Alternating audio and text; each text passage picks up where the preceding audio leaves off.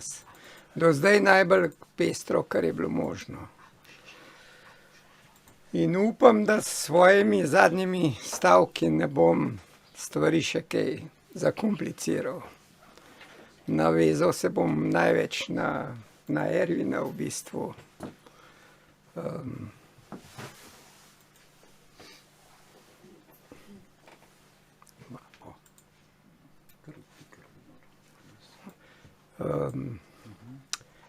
Dejana žal ni več tukaj, ker je mogel iti mislim, da na avtobus, ne. Ja, tako da bi ga lahko kakšna stvar mogoče po Zoomu potem vprašali, ker bi bilo zelo zanimivo, da bi on kakšno stvar povedal, ne, to zdaj niste imeli možnost.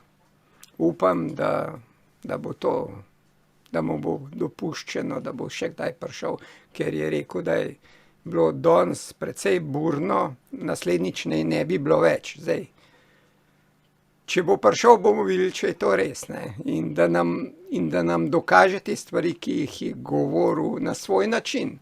In dajmo to sprejeti, saj to je njegov način, saj ni treba, da ga v bistvu za to karkoli napadamo, ne. Okej. Pa da zaključimo na moj način. Živimo v času, ko smo lahko neizmerno veseli. Njihova korona je izginila. Hvala Putinu. Sicer več kot 99% ljudi še vedno nosi masko. Zaradi, ne vem, le zakaj. Resnično se sprašujem, kje živim. Med ovcami, med prestrašenimi ljudmi, ali pa imajo večji del možganov enostavno izklopljen, kar pa sploh ne bi bilo nemogoče, glede na to, kako nam že desetletja zastrupljajo vodo, dodajajo dodatke v trgovinsko hrano in špricajo kemijo iz avionov.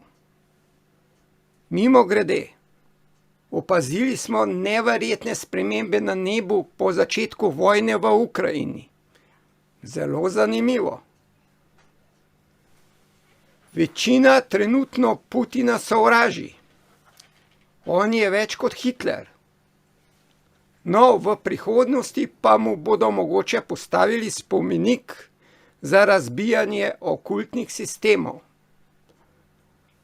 O tem pa je kaj več govoril danes naš Ervin. Naši vrli politiki zadnje dneve prav tekmujejo z izjavami, kdo se bo bolj prilizeval Zahodu oziroma Ameriki oziroma megapsihopatom v ozadju, ki vse to vodijo. Bravo, zaploskajmo jim. S temi izjavami in dejanji pa slovenskemu narodu zabijajo še zadnje žeblje v skupno krsto dostojnega življenja. Si kdo upa napovedati naslednja leta življenja v Evropi? Jaz o tem na glas sploh ne upam govoriti. V letu 2022 bo vsak Evropejec imel cmok v grlu, ko se bo ustavil na bencinski črpalki. Da ne omenjam praznih polic v trgovinah. Sicer pa, mladina se mora še kaj naučiti.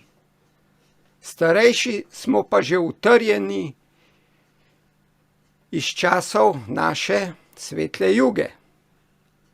In to nam delajo naši politiki.